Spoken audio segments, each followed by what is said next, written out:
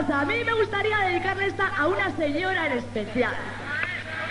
A una señora que no sé si estará aquí, pero que desde luego es la que se ha encargado de hacer toda la gestión para que nosotras vengamos aquí. Me estoy refiriendo a la madre de Pachi de Alegui, que todavía no le conozco, pero que su madre ha hecho de secretaria de la hostia, ¿eh?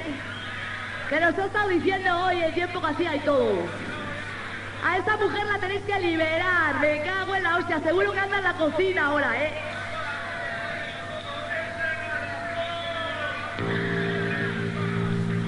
Hombre, liberarse que se libere todo el mundo, pero ella en especial, porque seguro que ella pertenece a un montón muchísimo más grande que el tuyo, tío.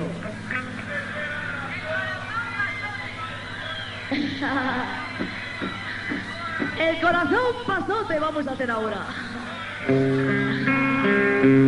O la seta del sapo.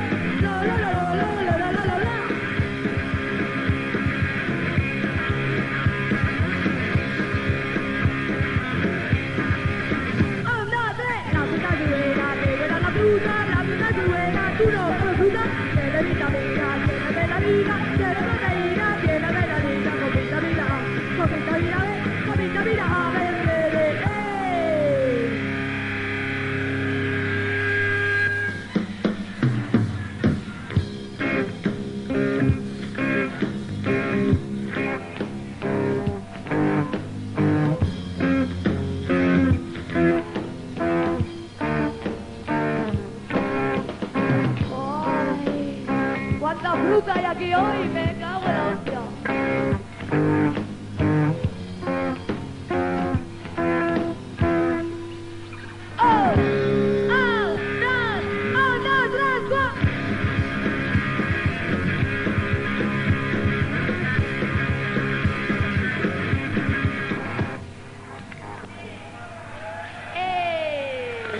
¡Apa ahí, campeona!